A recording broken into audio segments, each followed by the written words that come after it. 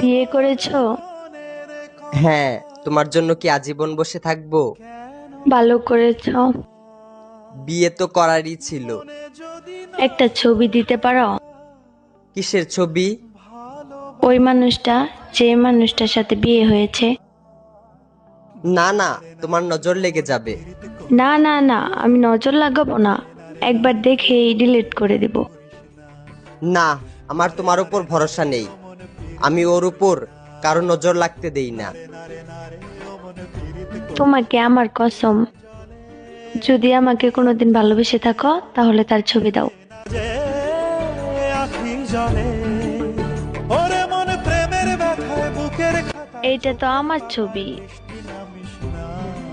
তোমার পর আমার জীবনে আর ভালোবাসাই আসে নাই। তারপরও মুখে এত হাসি নিয়ে ঘুরো।